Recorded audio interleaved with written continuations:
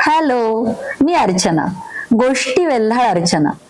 आज जी कथा मी तुम्हाला सांगणार आहे ना, ती खूप खूप खूप जुनी आहे. अगदी राजे रजवाड्यांच्या काळातली. एक जगज्जेता सम्राट होता. त्यांनी कितीतरी राज्य काबीज केलेली होती, कितीतरी प्रदेश त्याच्या अंमलाखाली होते. आणि मग अशा वेगवेगळ्या प्रदेशांमध्ये, अशा वेगवेगळ्या राज्यांमध्ये त्यांनी काही हुशार बुद्धिमान माणसं नेमून ठेवलेली होती. आणि मग वेळोवेळी तो त्यांना आपल्या राजसभेत बोलवायचा, त्यांच्याबरोबर चर्चा विनिमय करायचा आणि बरेचसे निर्णय घ्यायचा. एकदा काय झालं, राजाच्या मनात काहीतरी आलं आणि मग त्यांनी निरोप धाडला. या वेगवेगळ्या ठिकाणी पसरलेल्या हुशार माणसांना एकत्रित करण्यासाठीचा. ठरलं. ठरलेल्या दिवशी त्याच्या राजसभेमध्ये ही सगळी हुशार जाणती बुद्धिमान माणसं एकत्र आली. आणि मग राजा म्हटला, मी आता काही माझ्या डोक्यात आहे, मनात आहे आणि ते विचारण्यासाठी आणि ते सांगण्यासाठी तुम्हाला इथं एकत्र बोलवलेलं आहे. तुम्हाला बघा, मी तुमची हुशारीची परीक्षा आहे असं समजा वाटल्यास. मी तुम्हाला आज संध्याकाळपर्यंत सूर्यास्तापर्यंतचा वेळ देतो.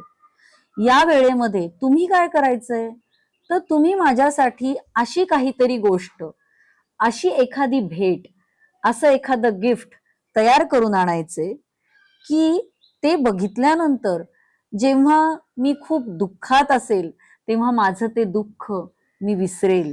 जेव्हा मी खूप रागात असेल, त्रासात असेल, तेव्हा मी शांत होईल. थोडक्यात या सगळ्या कटकटींपासून, या भावभावनांपासून मी स्वतःला वेगळं करू शकेल, अशी काहीतरी भेट मला तुमच्याकडून हवी आहे. आणि वेळ होता फक्त सूर्यास्तापर्यंतचाच. झालं. सगळी हुशार मंडळी त्यांच्या कामाला लागली. दिवस सरला, संध्याकाळ झाली आणि मग पुन्हा राजा त्या आपल्या सभेमध्ये तिथं आला. सगळी हुशार मंडळी पण आली. आणि मग राजाने विचारलं, बघा, मी जे तुम्हाला सकाळी सांगितलं होतं तसं काही तयार केलंय का तुम्ही? त्या सगळ्या बुद्धिमान रत्नांपैकी एक जुनं जाणतं असं जे व्यक्तिमत्व होतं ते पुढे आले आणि त्यांनी झाकून ठेवलेली, आच्छादलेली एक छोटीशी वस्तू राजाला दिली. राजाने उघडून बघितलं तर ती एक छोटी अंगठी होती. पण त्याला कुठली हिरे, कुठले रत्न असं काही जडावलेलं नव्हतं बरं का, किंवा त्याला काही असे फार मोठे डिझाईन्स केले होते असंही काही नव्हतं.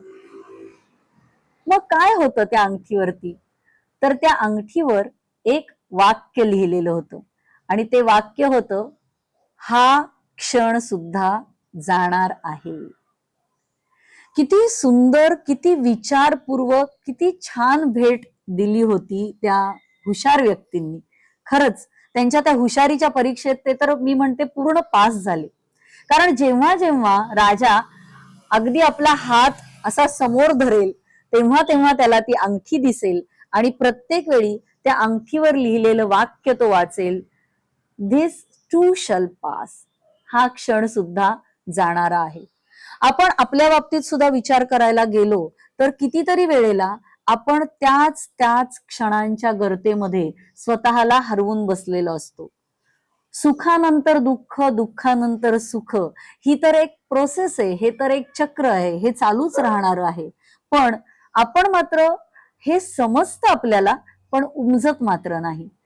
आपण बघा, दुःखाच्या गर्तेत हरवलो की आपण तेच तेच तेच तेच दुःख कुरवाळत बसतो आणि ती सवय आपल्याला होऊन जाते.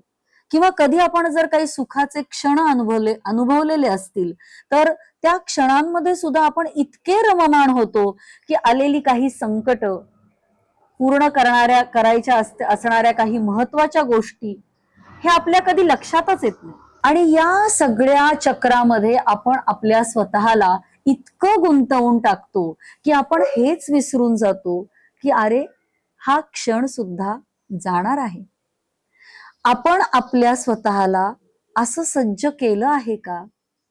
कोणत्याही परिस्थितीमध्ये मी स्वतःला स्थितप्रज्ञ ठेवेन, हे असं काही आपण ह्या गोष्टीचा विचार केला आहे का? आणि आपलं आयुष्य पुढे पुढे सरकत जाण्यासाठी आपण या अशा प्रसंगातून बाहेर येण्यासाठी स्वतः काही टेक्निक डेव्हलप केलं आहे का? नक्की विचार करूया. खरं ना?